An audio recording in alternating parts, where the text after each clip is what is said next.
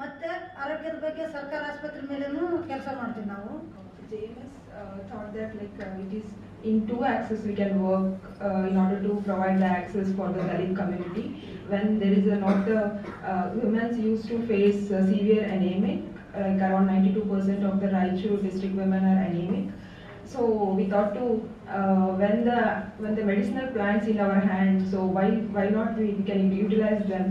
So JMS women thought that there was a team of health workers in the JMS.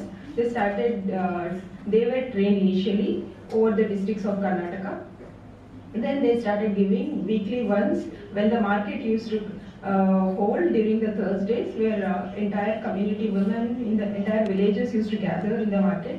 So they can access during the market these medicines also. Yeah. And also including that PHCs were strength. We are in the process for strengthening the PHCs also, primary healthcare centers.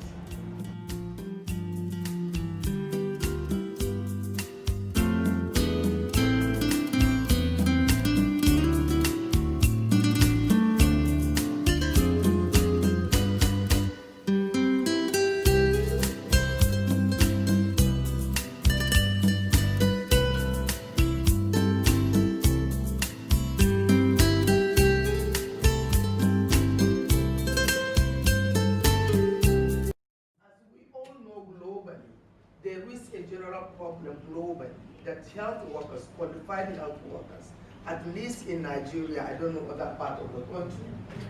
Okay, let me come here. At least in Nigeria, and I think it's a global problem, they don't want to go to rural areas. They all want to reside in urban areas and in big hospitals. They don't want to go to the rural hospitals. And it has been a big problem for Nigeria. A lot of incentives have been brought in order to address that. So, for example, we have what we call rural posting allowance in addition to your normal salary. That still did not address the problem. And this is, and in many of the interviews we've had with some of the health workers, is because the rural areas do not have the necessary infrastructure. So they think of what is the education, quality education for their own children. If I can sacrifice my own children need in order to go and provide services in the rural areas. So it became such a big issue. So we decided to therefore go back to the community and engage with them for them to produce their own nurses and midwives, rather than waiting for the central government to post a midwife or a nurse or a doctor to them. So far, we have many of them. We have over 286 who have really become nurses, midwives, and doctors, and now back in their communities rendering services. And to do that, initially we thought once they become health workers, they will be easily employed because there is an automatic employment in certain key sector in northern Nigeria. Once you're a doctor, you're a midwife, you're a nurse, once you graduate, you're automatically employed into the service.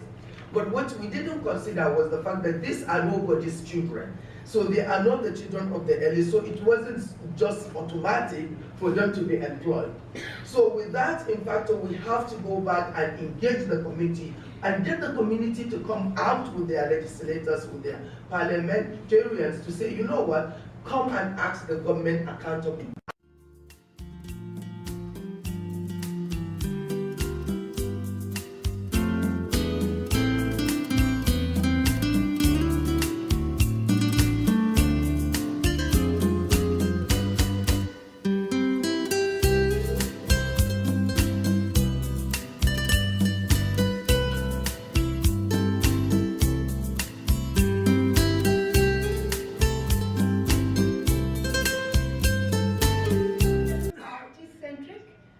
Multidisciplinary and multi-dimensional research project. They were very, very comprehensive.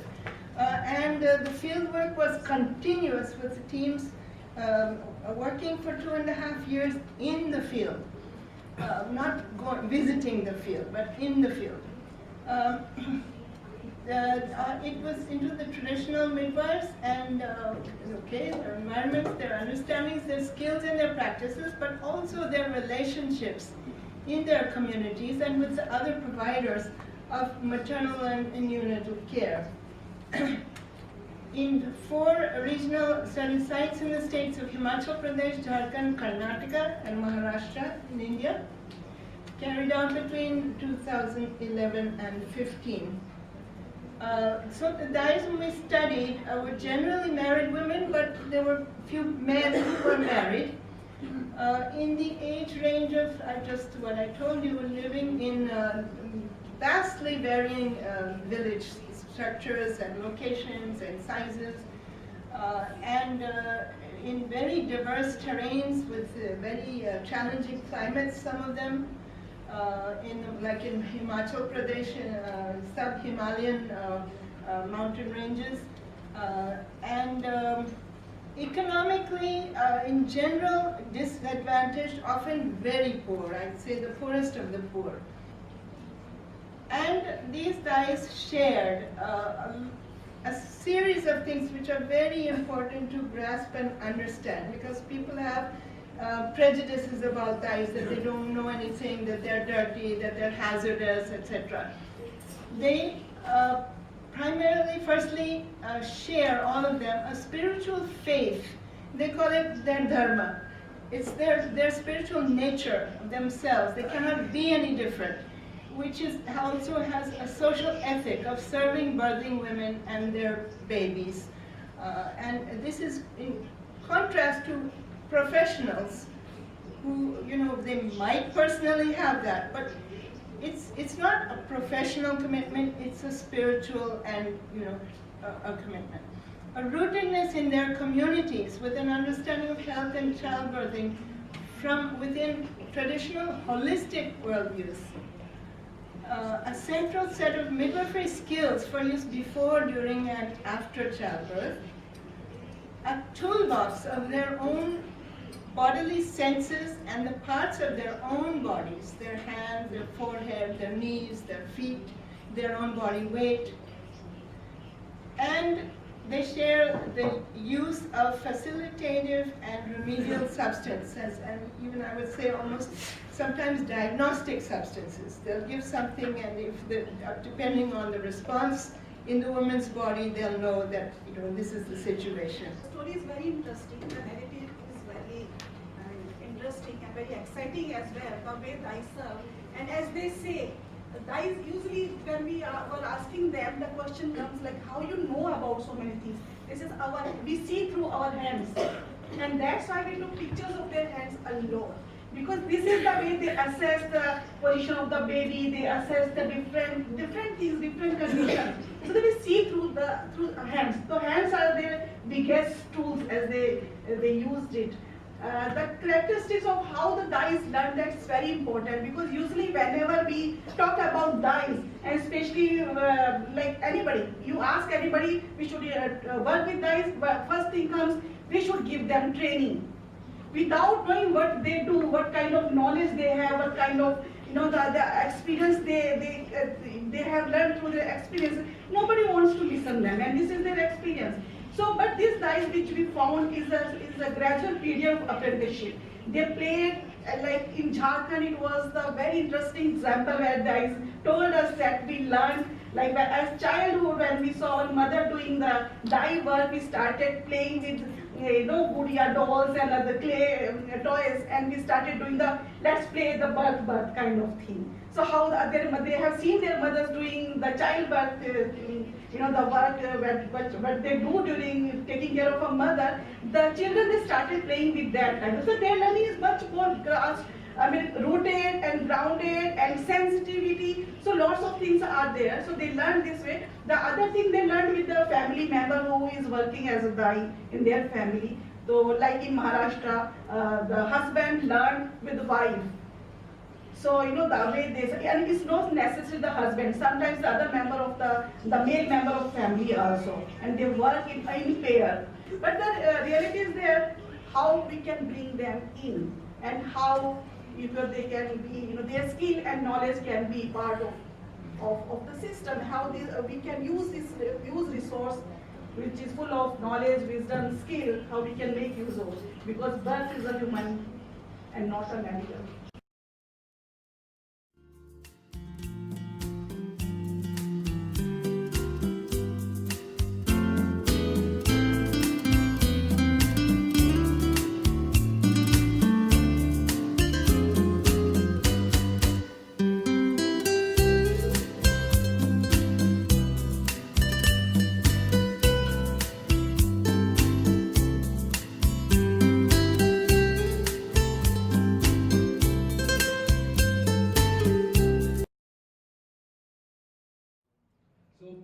So in terms of actions that Mitanins do carry out at the village level, so it is working on a series of entitlements, so which go beyond health, which are related to health, but largely related to social determinants of health also. So if there is no safe drinking water source in the village, they will go fight for it. If the food security rations are not being delivered, so then they, as a group and with the help of their committees, they go and confront there or sometimes negotiate for that. If the preschool is not functioning or the school meals program is not functioning or there are gaps there, so they not just monitor it, but they act there and then, and not alone and along with the rest of the community. So these kinds of action take place, and also they document the deaths and the causes of deaths in the community and denials of health rights. So those are also documented by them. So these are kind of meetings they do. So in facilities, in health facilities, that is not an easy domain to demand accountability in. In public health facilities, so the company, everybody knows that their role is to take, like with ASHAs, the role is to take patients to take to the facility, but in this case, so many of them are able to negotiate on behalf of the patients, or if there are no problems there, they are able to talk to the health authorities there. So then they collect information on any gaps, and if the problems that they can't sort out on their own, then they take it to their larger collectives. So the reason they are able to do it is because they are organized as collectives from clusters to then to the block level and then to the district level. So so they are able to so things which do not improve by direct local action by one village or two villages. So then they escalate it to the higher levels, and where every year, every block, a block is around 50,000 to 100,000 population in our state, and there are around 150 of them. So all of them have these public hearings annually, in which the health officials come, the other officials, say for water or food security, they also come, and in front of them they present their issues and they demand accountability there and then.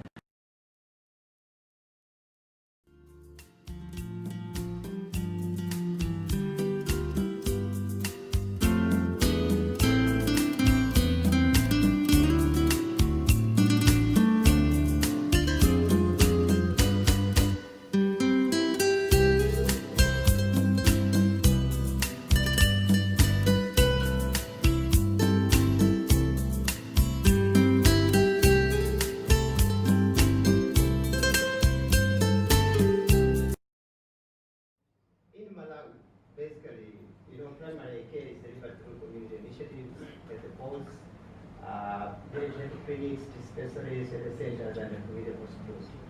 And mostly in rural areas where 86% of the Malawi population resides. And we have seen, of course, progressive development in community health, but we have many challenges. And most of them, like 70% of child deaths in Malawi are due to causes such as malaria, diarrhea, pneumonia, anemia, malnutrition, and these can be handled at community level. And community health workers play a critical role in extending access to health services, especially in underserved and hard-to-reach areas. They are an important part of the frontline primary health care. But even though the burden of work is carried out by community health workers, unfortunately most of their work is on a voluntary basis. AIMS is not part of the health system. They are not recognized in policy. So they don't have to receive any support from the government. If they happen to be working through an NGO, mostly an international organization, that's where they can get some assistance. But then you understand that these are project-based, which means issues of sustainability is not there. So organizations come, they implement some programs, it phases out, they are left out.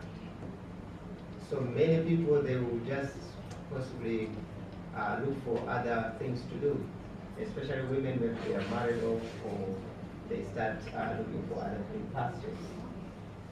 So going down there to access in Malawi health services, it's not as easy as maybe in the developed countries. As you can see there, in Malawi, 0.19 doctors, they have to attend to 10,000 people. So the chances that one can get access to a doctor, it's almost impossible. So the majority of people, the very first contact to a health worker is a community health worker.